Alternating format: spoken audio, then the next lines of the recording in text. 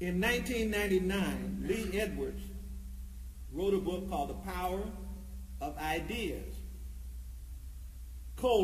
the Heritage Foundation at 25 years. What are they talking about? They're talking about the fact that a handful of people got together a little over 25 years ago and made a decision to take over the United States of America's agenda in a think tank called the Heritage Foundation.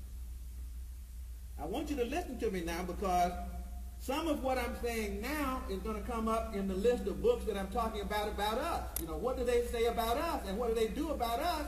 Because some of us and our problem is tied to their agenda, because they see us as disturbing their agenda. You need to know that the Heritage Foundation is funded by the Bradley Foundation. Some of y'all here from Milwaukee. That's where Bradley Foundation is. That's one of the donors to the Heritage Foundation. The Bradley Foundation is the place that sponsored the bell curve. You need to know some of these things. The Bradley Foundation is hooked up with the Olin Foundation. I'll come back to the Olin Foundation in a minute. Coors Foundation sponsors the Heritage Foundation. Scafe's, the ones that went after Clinton, helped fund the Heritage Foundation. Well, these people are bragging that they got their agenda going in 1980 and that they have over 80% of it already achieved, which includes things that affect us, like vouchers. That's their program. They thought it up in their think tanks. We need to think about that. You know, we need to think about whether, first we got to be clear about what we want. I'm very clear that I want independent African education. But I'm also clear about tricks. I know tricks. There's a history of tricks. When people went to accredit the school, this is when they had another think tank with Thomas Jesse Jones in it, who worked at Hampton University under Samuel Chapman Armstrong, when they were trying to kill critical thinking in the African community through higher education. And they got Thomas Jesse Jones to become an expert on black people and run around to independent black schools and accredit them. And he came away saying that no black school was qualified to function by itself. It needed a white board of trustees. Do you see how the trick can be played? You can have the potential for having independence, but if someone has the rule that they can execute, then the rug may be pulled out from under you, even though you're doing exactly what you want to do. I don't have a problem with the agenda of independence, but I have a problem with the tricks that are played when you're depending on somebody else to give you permission or to give you money. There was a meeting called in 1980 at the Fairmont Hotel. You might want to go get this book if you can still find it. Most of these things don't stay in print long. And the book is called The Fairmont Papers. And in the Fairmont Papers, they had a bunch of Negroes that they invited to the Fairmont Hotel to audition for jobs as Negro leaders. The meeting was chaired by Edwin Meese. In other words, somebody had a meeting before the meeting. And they knew that if they flattered some Negroes and told them they were going to be the new leaders, they could replace the old leadership and they could come out. Well, some of the names of people who were there, Clarence Pendleton was there. Remember him? The anti-civil rights person. Clarence Thomas was there. Did you know that? You thought Clarence Thomas just came up on his own. He auditioned for the job. I'm saying, we may be sitting down thinking things happen accidentally, but there are people who have plans in mind, and these people have bragged that for 25 years they've been in charge of the national agenda. And they sold a whole bunch of stuff. By the way, the man who wrote the bell curve also worked at the Heritage Foundation. in addition to being funded by the Bradley Foundation and also at the American Enterprise Institute. In the year 2000, a new book is on the scene called Cultural Amnesia. Listen at it now.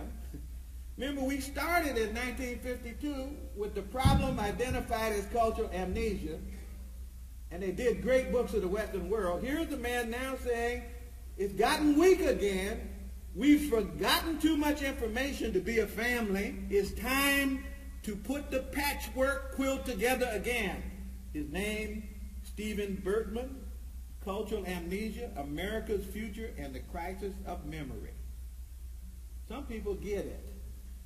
Some people understand that a sense of identity is critical and that the socialization process produces a sense of identity and that the sense of identity that comes from the socialization process makes politics and economics possible. I want to move to this second piece, though. The question of when Europeans think about Africans, what do they say? In the 1970s, they wrote a book about us. This is not the first book they've written about us. There were others. But in the 1970s, they wrote a book called The Closing of the American Mind. That was Alan Bloom. And that was a book, The Closing of the American Mind, that savaged ethnic studies. In other words, they said, the university is not a place for Africans to learn anything about themselves. For Indians to learn, for Asians to learn. That's not the place for the university. That waters down the curriculum. That was the thesis of that argument, right? Right out of Chicago here, that book was written. Well, that wouldn't mean anything because most professors write books and nobody reads them. But this book, Simon and Schuster, this book was passed around to university presidents all over America, and most universities in America had workshops on this book. Why? Because in the 60s, Africans had demanded that they have an opportunity to have some books in the library about themselves, that they can get to know themselves so that they like who they see in the mirror and don't need Natanola. That's what we had demanded. And then they said, well, for you to learn about yourself deconstructs the image we have of ourselves. We've been saying we started philosophy, and when you learn about yourself and find out you started philosophy, then you will undermine our self-confidence. So you get a hired gun. You always get them from the best universities, University of Chicago, Harvard University, Stanford University, and places like that. This is about us.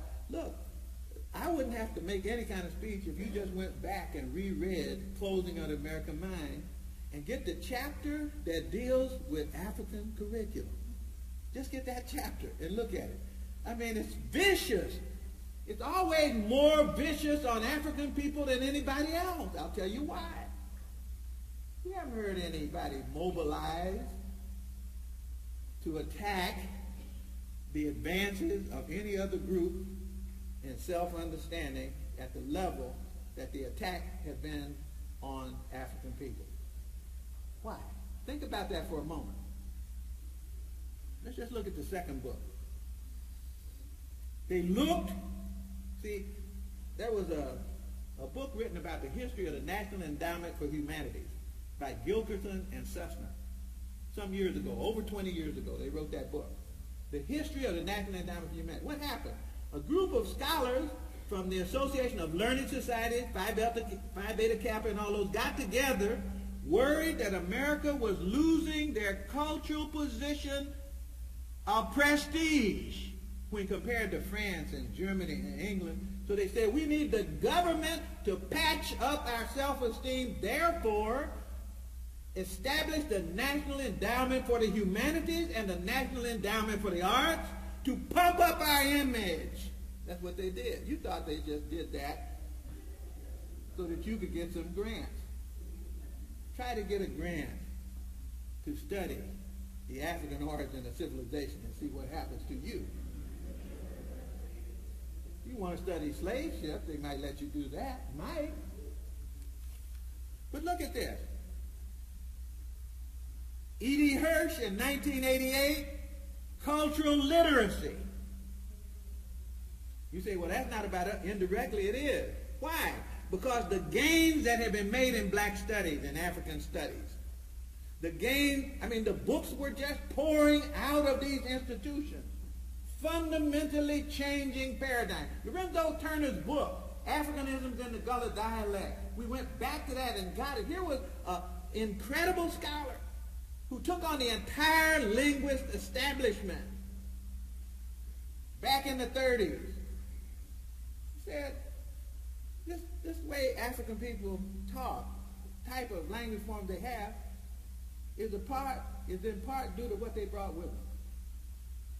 The linguists have been saying, no, it's because your big lips and your big tongue is so thick you can't articulate. That's what they were saying at Stanford. That's what they were saying at Harvard and places like that.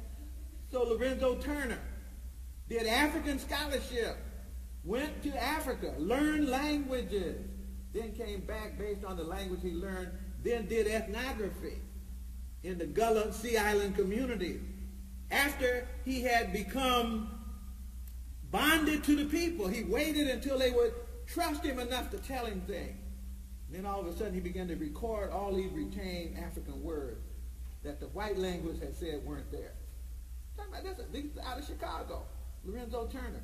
This is a seminal piece of work that had been pushed under the rug. Do you know that white linguists in many cases are still arguing the pre-Lorenzo Turner argument?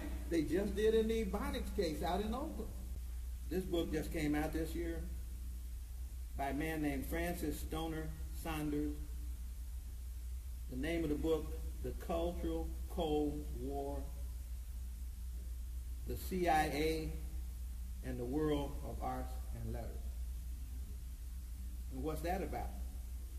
It's about funding left-wing and right-wing scholars in order to spread United States civilization all over the world. Their art, their literature, to fund literary societies, to fund books. And one of the people who worked with them was none other than our wonderful friend, Arthur Schlesinger Jr. He's mentioned in the book. Isn't he the one that's back here saying that a royal lie is okay, and then writing a book called The Disuniting of America that doesn't go through faculty review, but is passed out like a pamphlet? So I want you to listen to that title. Listen at it. The Cultural Cold War. That means Huntington was right. That means Kotkin was right. All those authors that were talking about themselves, they were right not to identify nationality as the problem, not to identify economic systems as the problem. They identified cultural identity as the problem.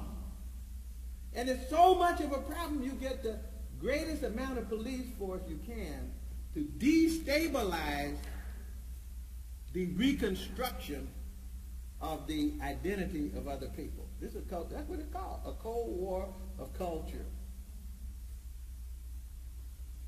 That's why Huntington, and that's why Kotkin said, well, it doesn't matter if you tell black people this because they don't get it.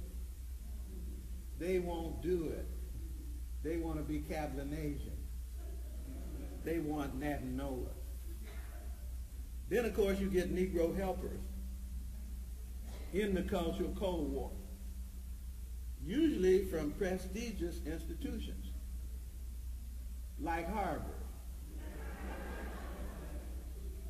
usually with the name of a great African scholar as their institute name, like Du Bois, usually with a goal that sounds like it's Du Bois' goal, Encyclopedia Africana. You ought to read what Du Bois wanted and read what Kwame Nkrumah wanted. There's a speech that Kwame Nkrumah made saying what he wanted in the Encyclopedia Africana, that it had to be African, written by African, from an African-centered perspective. That's what he said. He didn't say from a Negro perspective. So we get helpers. We get helpers. Africana.com. Du Bois would roll over in his grave if he knew that the headquarters was in Jerusalem. That's where the headquarters for the webpage is. Cornel West, you need to get the book on African, I think it's called Africana, the big fat book, and read the last essay by Cornel West, criticizing Du Bois. That's a very important essay if you want to understand cultural confusion. Because he criticizes Du Bois for whatever cultural consciousness Du Bois had. That's what he criticized him for. He said he should have been quoting all these Marxist scholars or whoever it was. Should have been quoting. Du Bois knew more about the Marxist scholars than he did, I'm sure. But I want you to read that if you get a chance, so you'll see what I'm talking about when it comes to the issue of whether people choose family or whether they choose to be an individual. That's the fundamental issue. There's no way to mobilize and actualize African consciousness unless we understand those issues.